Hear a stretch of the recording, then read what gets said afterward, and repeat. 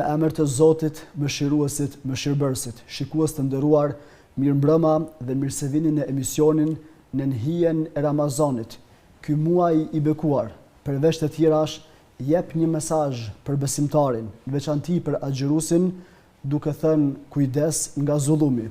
Për të folur më shumë dhe më mirë rreth kësaj teme, kemi të ftuar krye'imamin e Këshillit të Bashkësisë Islame në Prizren, Orhan Bislimaj. I nderuar, mirë se erdhët. Mirë, faleminderit për ftesën. Atëherë, çfarë është në thelb zullumi dhe si trajtohet nga këndi islam?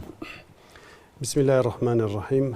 Faleminderit shumë për mundësinë që të bashkëbisedojmë për një temë, po mendoj që shumë të rëndësishme, sepse feja islame nuk është kujdes që vetëm për ibadetet, për atë pjesën që ndikojnë drejt për drejt në transformimin e personalitetit të njeriut, të individit, ku përmes ibadeteve, përmes agjerimit, përmes namazit, njeriu e arrin në një nivel edhe si ibadet ndaj Allahut, por edhe me qenë produktiv e konstruktiv në shoqëri.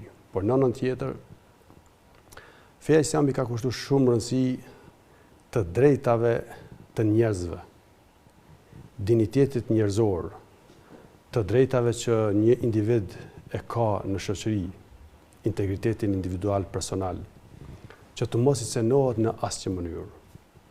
Dhe shpeshherë na dhe në terrenin tonë dhe në xhamatin tonë shohim aty këtu ku bëhet padrejti, bëhet zullum ndaj njerëzve. Dhe në pamundësi njerëzit më përballë me atë zullumçaren që ushtron ato, ja lën në dorë Zotit. Amo nuk janë njerëzit të vetëdijshëm se çka do të thotë që lësh në dorë Zotit mua hakmar ndaj zullumçarit. Prandaj ideja është që edhe namaztar, edhe musliman, edhe besimtar, nuk guxojmë që ne të jemi zullumçar. Dhe zullumi me përthaku kështu ma shkurtimisht i bjerë që t'ja cenojsh të drejtën dikujt që konsiderohet si hak i tij. Për shembull, është hak prana, është hak diniteti, është hak integriteti individual, është hak e drejta lëvizjese, ku ta di të gjitha ato që dihen se janë të drejta të njeriut, nuk guxojmë na t'ja cenojmë, t'ja uzurpojmë apo t'ja mbizotrojmë pa të drejtë. Nëse e bëjmë këto, i kemi hyrë në hak atij. Pra në aspektin e përgjithshëm nga këndi fetar islam, nuk kuptohet se i është saktuar një vend i veçantë që njeriu të ketë kujdes nga mosbërja zullum. Por nëse ndalemi këtu, çfarë thot i Madhi Zot përmes Kur'anit për padrejtësinë dhe deri në çfarë niveli mund të shkojë edhe raporti i Zotit me njeriu kur ai është i padrejtë? Po, është e vërtet, në një pjesë të madhe të ajeteve kuranore, Allahu e ka sankcionuar padrejtësinë ndaj tjetrit. Dhe ato dispozitat që janë të përcaktuar në Kur'an na bëjnë që i Madhi Zot thotë tilke hududullah, fela ta'taduha. Këto janë kufij. Prandaj këto kufij mos i shkelni, mos i tejkaloni, dhe ka të bëjë edhe me ato që janë me të drejtat dhe respektimin e integritetit të tjetrit. Pejgamberi alayhis salam në shumë hadithe e ka sankcionuar zullumin ndaj tjetrit. Edhe thot ittaqu dhulme fa inna dhulme dhulumat. Keni kujdes ndaj padrejësia që mund t'ja bëni zullumin ndaj tjerëve, sepse ky zullum që sot në dunjë e bani, një ditë do të jetë errësirë tepër e madhe, ku njeriu nuk do të ketë mundësi me u kthy edhe me korrigju apo me plotësu vetveten e tij, me kërku faljen njeriu që ja ka bënë zullum e kështu me radhë. Na shohim se edhe në realitetin e përgjithshëm njerëzor i është kushtuar shumë rëndësi respektimit të drejtave, ato që Kur'ani dhe feja islame e kanë bërë dikuri para 14 shekuj, 15 shekuj tash. Na shohim që tek në shekullin e kaluar kemi disa pakte ndërkombëtare që kujdesen për të drejtat civile dhe politike, që është pakti ndërkombëtar i vitit 1966, apo karta të drejtave dhe lirive të njerëzit e vitit 1948, të gjitha këto kanë qenë një konfirmim, një aprovim i asaj që dikuri i madhi Zot i pati shpallën në Kur'an si të drejta njerëzore dhe pejgamberi alayhi salam i pat shpjegu në teren për t'i bërë si botkuptim në mesin e njerëzve që t'ua respektojnë. Prandaj është tepër e rëndësishme se në këtë muaj të Ramazanit kur ne po i mbajmë këto ligjërata edhe në xhamit tona, është që ta vëdisojmë xhamatin se mund të agjerojmë, mund të falim namaz, por nëse krahas këtyre kemi zullum ndaj tjetrit, këtu është problematika që shumë njerëz nuk i kushtojnë rëndësi. Nuk është e thonë që zullum dikujt t'i bësh vetëm t'ia marrësh një pranë, por zullum është edhe t'i shpifish. Folish diçka për vllahun tënd, për koqin tënd, për farefishin, për akraban, për vllahun e motën në përgjithësi nivel të besimtarët muslimanëve. Dhe këto që ja shpifish një ditë do të merresh në përgjithësi, sepse i të cenu integritetin. Pejgamberi alayhi salam e thotë në hadith: Inna Allaha tajawaza li ummati ma haddathat bihi anfusaha ma lam yatakallamu aw ya'malu bih. Allahu ja ka fal ummetit tim ata që përshpërisin në vetvete, gjersa nuk e folin apo nuk e punojnë. Është shumë e rëndësishme kjo ta shpjegojmë pak, se ka qenë, tash nuk po zgjerohemi shumë se ka qenë problematike me i mbizotru mendimet e tona. Për shembull, shpesh na shkon mendja keq për dikënd, me vepru keq për dikënd në heshtjen tonë, por çfarë do ndodh me këto mendime të këqija që ne kemi njëri për tjetrin? A do të merremi në përgjegjësi? Se në kohën e pejgamberit alayhi salam kanë shkuar sahabët dhe kanë thonë u shkatërruam, se nëse merremi në përgjegjësi për mendimet e tona, na s'mund të mbizotrojmë mendimet që mendojmë keq për dikon. Atë kjo është fal, dietarët thonë mendimet që i kemi në brendësinë tonë janë maghfuratan, janë të falura prej Allahut, kiramatan li hadhihi al-umma, edhe janë një nder, një kiramet prej Allahut për ummetin e pejgamberit alayhi salam, por deri kur ato që ka thënë pejgamberi sa në hadith që përmendëm, derisa njeriu besimtari nuk e flet çat mendim të keq që e ka për dikon dhe as nuk e vepron. Nëse e flet apo nëse edhe e vepron, s'diskutohet pasaj, atëherë në atë moment ai bëhet peng i fjalës dhe i veprës. Edhe këtu kemi plot raste, prandaj dhe duhet t'i këshilloj ata që na ndjekin se shpeshe për disa pikpamje, paragjykime, mendime që mund t'i kemi për tjerët, nuk duhet t'i themi publikisht. Në atë moment që i themi, na cenojmë dinitetin e tjetrit. Çka nëse ai është i pafajshëm? Duhet t'ja lypim halallëkin se ti ke bërë dëm. Sot për shembull, njerëzit japin parë, investojnë në marketing për me ndreq imazhin personal. A është kështu? Po. Padyshim. Dhe tash pse njerëzit po janë në gjendje me dhënë parë për me përmirësu imazhin. Çka do të thotë t'ja dëmtosh diku imazhin? Do thotë ta dëmtosh edhe në aspektin financiar, pse jo? Apo si kundërvlerë, do thotë dëmtimi i imazhit është dëmtim i një interesi që dikush e ka si të drejtë personale.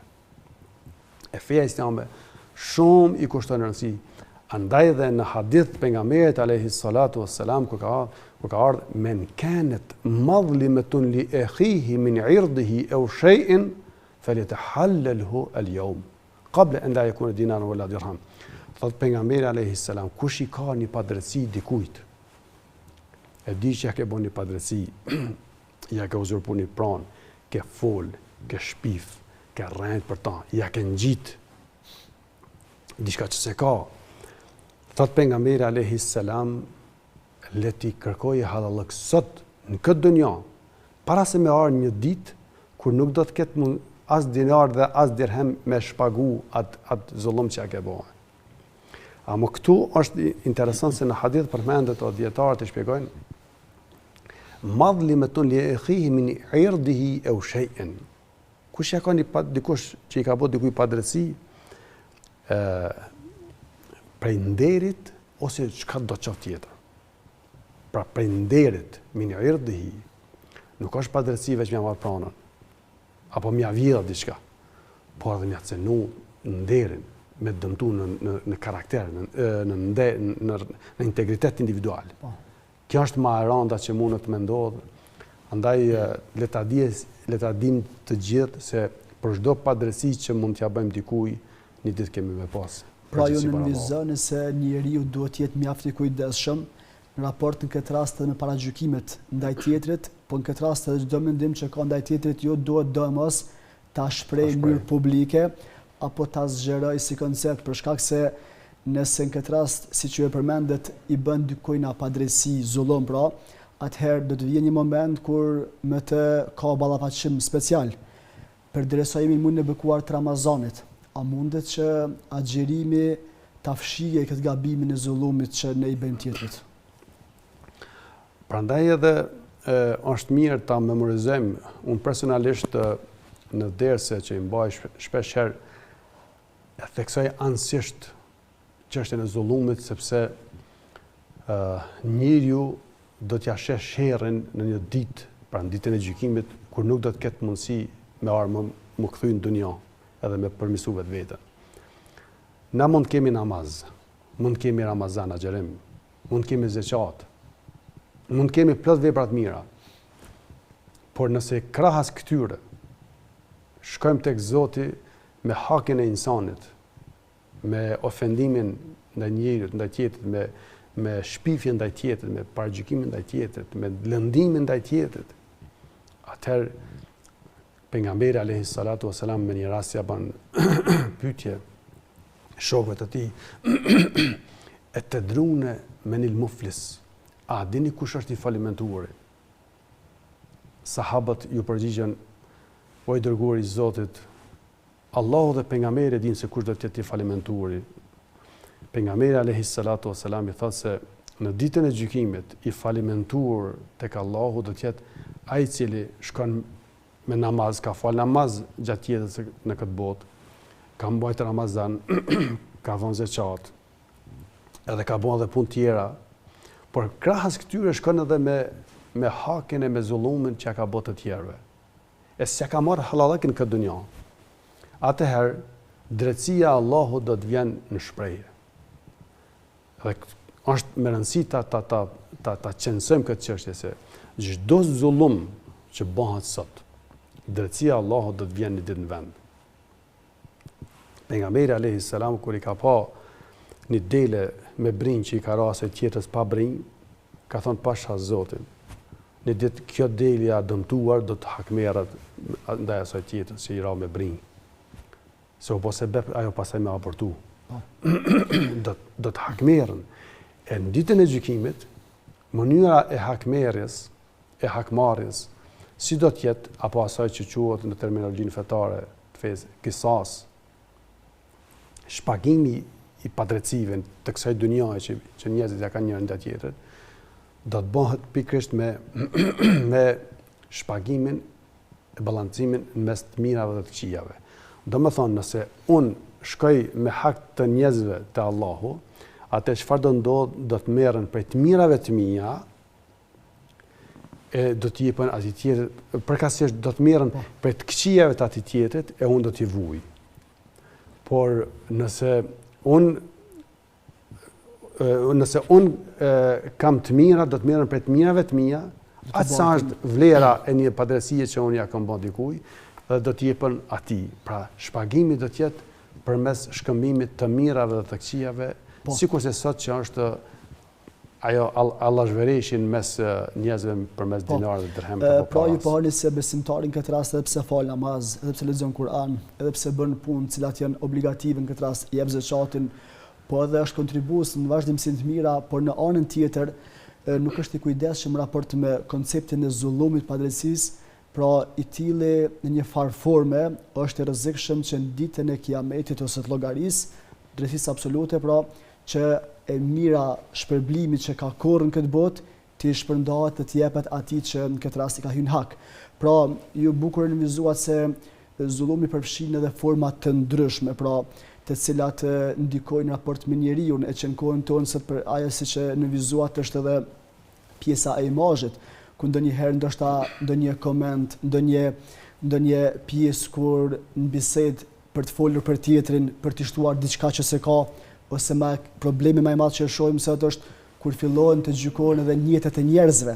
Domethënë, ndonjëherë e shohim se në moment saktun nuk gjykohet vepra, po gjykohet njëti çfarë ka pasaj dëshirë. Pra edhe kjo, siç e vizuar, pra konsiderohet formë zullumit, e që një besimtar pra duhet të jetë i kujdesshëm. Natyrisht se kemi porositur si e qartë. Për të vazhduar në pyetjen e radhës, atëherë aspekti zullumit, pra si edukohet një agjerues që mos të bëj zullum. A duhet pra ta ketë këtë parasysh, këtë falimitimin që mund të ndodhë ditën e gjykimit? Po, në mbi gjitha, nuk duhet të abstenojmë prej zullumit nga frika vetëm e ditës së gjykimit. Kjo është një element, po. Por duhet të abstenojmë nga fakti se Allahu na ka ndaluar. Allahu na ka ndaluar. I madhi Zot në Kur'an na ka thujt njëve kuntum khayra ummatin ukhrijat lin-nas ta'muruna bil ma'rufi wa tanhauna 'anil munkari wa tu'minuna billah. Allahu thot, ju ummeti pejgamberit, jeni ummeti më i mirë i nxjerrur ndër njerëz. Ta'muruna bil ma'ruf, i urdhënoni njerëzit për të mirë, wa tanhauna 'anil munkar, i ndaloni njerëzit nga të këqijat, wa tu'minuna billah. Edhe të gjithë këto që e bëni se jeni besimtar në Zot. Kur në pyetje, njeri duhet të pas një konsciencë në vetveten e tij që mos me cenu integritetin. E përmendet edhe ju pak. Na sot e kemi internetin, e kemi Facebookin, Instagramin, TikTokin, e ku ta di ato format që sot njerëzit edhe me profile të rrënjshme shkruajnë, komentojnë, edhe janë të bindur që nuk është ashtu, por për arsye të tyre, për llogaritë të tyre, shkruajnë që cenojnë dinjitetin njerëzve bilgari hak. Kanë përgjegjësi para Zotit për këtë çështje? Ata po harrojnë se Allahu është duke i pa. Ata nuk po dinë se për çat veprim që po bëjnë, e që po bëhen sebeb me bë fitne, e fesad, e me nxit njerëzve në urrëtie, e me aprish imazhin dikujt bilgari hak, pa meritë, pa nevojë. Çdo gjë është regjistruar tek i Madhi Zot. Çdo veprim i individit i njerit regjistrohet tek Allahu. Shiriti i jetës tonë ka filluar të incizojë atë ditë kur kemi dhënë këtë dunjë dhe do të mbaroj në ditën kur e japim shpirtin. Ky shirit një ditë do të shpaloset në libër të lezueshëm. Dhe këtë libër të lezueshëm krejt ato sekrete që sot mendoj se nuk po të shef kërkush, nuk po të din kërkush, nuk po. Një ditë ka thënë Allahut, "Yawma tubla as-sarair." Atë ditë kanë me dalë krejta sekretet në shesh. Fama lahu min quwwatin wala nasir. Dhe atë ditë nuk ka me pas as fuqi që ka me ndalë, as ka me pas ndihmtar me ndihmu me infshef këto që ke menduar se sot s'po më shef kërkush, jem fshef për një adresë të rrënjshme, fake, apo nuk më din për këtë veprim atë veprim. Jo. Çdo gjë te Allahu incizohet. Edhe një ditë i Madhi Zot ka me ta dhënë librin, ku ai libër ka me qenë i lezueshëm në formën që Allahu ka me bën nasib me kuptu të gjithë njerëzit, sikur sot ta zom kush ka menduar se me një postim në rrjetet sociale do të marrin njerëzit vesh anë kënd globit në korale. Kush e ka menduar dikuri para 2 dekada themi kështu ose para një shekulli. Amo edhe një ditë në ditën e gjykimit Allahu çat librin e jetës që ka më dhënë secilit, ku njeriu ka me pa vetveten e vet. E i Madhi Zot ka më thonë njeriu: "Iqra kitabak kafa bi nafsika al-yawma alayka hasiba." Merë lexoje librin edhe sot vetë bënu mjafton që ti të jesh llogarit i vetvetes. Që ky njeri që sot ka qenë i bindur se është duke bërë veprim jo të mirë, është t'ia cenu dinjitetin e integritetin dikujt, o t'i bë zullum dikujt, e ka ditë, por ka menuar se nuk më shohin njerëzit. Një ditë kanë me pa të gjithë. Edhe ajo ditë ka me qenë turpi më i madh për dikën. Na ditë dikën që sot na vlerësojmë edhe që ka prestizh shoqëror, që ka pozitë në shoqëri, atë ditë ndoshta ka më qenë më i fundosur. Esfel safilin që është përmend Allahu. Ka më qenë më i fundosur për gjithëve, e ndoshta që sot dikon nuk e bëjmë hesap, kështu të them, një ditë ka më qenë sejidun nas, zotëria e njerëzve. Po kjo ndodh me kandarën e Allahut, nuk ndodh me këtë kandarën tonë që megjithatë është këtë relativ. I nderuar, si manifestohet zullumi në aspektin shpirtëror të atij që bën zullum këtë rast? Përmendën forma ndryshme të padrejtësisë. Po nëse një person është i tillë dhe atëherë bëhet ushqim shpirtëror që të bëj padrejtësi dhe përdor forma të ndryshme të padrejtësisë, si ndihet në aspektin e brendshëm shpirtëror, a është i mangët dhe si është raporti me lutjen e tij ndaj Zotit të Madhreshëm, a ka ai begati dhe bereqet në jetë? Edhe kjo është edhe fetare, nuk është që ne e thejbi në xhallarët. Ata të cilët e kanë prirë zullumin, ata kanë mungesë të jashtëzakonshme të vëdësimit fetar. Imani tyne nuk pulson ç'është duhet. Se me pulsu ç'është duhet, nuk e lën me bë zullum. Me men kryje të ditë. Se kur nuk e di, na dhe Allahu t'i lutem me atë duan, Zot, mos na bën përgjegjësi për ata që harrojmë apo gabojmë pa qëllim. Por me men kryje, me vedije, kur i bësh dikujt zullum, e dish se është e drejtë e jotja, e unë ta uzurpoj atë drejt, ta marr atë drejt, apo ta cenoj dinitetin. Këtu është imani në pyetje. Edhe Allahu kur e ka bërë kisasin, hakmarrën, ditën e gjykimit, si diçka të detyrueshme për të ndodhur, nuk ka në pyetje vetëm me harë në pyetje një drejtësi absolute Allahut që ka mungu në këtë dunja, që s'ka shprehje në këtë dunja për x arsye. Por është në pyetje që në ditën e gjykimit, kisasi me qenë, edhe hakmarrja, se mirët haki që ma ke marrë mund këtë dunja, ta mba në dunja. Është edhe shpagim, sepse edhe në dunja dënimi është i lloj shpagimi. Por është edhe një kompenzim, themi në aspektin moral. Për ata i cili është dëmtu moralisht, në atë dunjë kompenzohet moralisht. Ai i cili e ka bën këtë vepër, edhe e ka këtë zullum këtë dunjë, në ditën e gjykimit denigrohet moralisht. Dikush mund të thotë, pse Allahu nuk po i merr në përgjegjësi njerëzit? A është zullumçar sot me një herë me kap, me nal?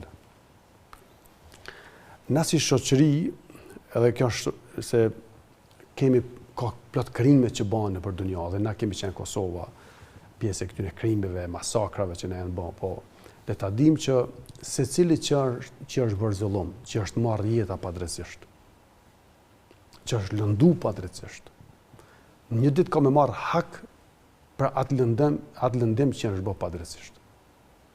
Ka me marrë hak kushdo që e bën një gjë të tillë, po Allahu thotë وَلَوْ يُؤَاخِذُ اللَّهُ النَّاسَ بِمَا كَسَبُوا مَا تَرَكَ عَلَى ظَهْرِهَا مِنْ دَابَّةٍ. Allahu thotë, sikur i madhi Zot t'i merrte në përgjegjësi njerëzit për ato që e bëjnë, s'kishte me lënë sipërfaqen e tokës asnjë njeri.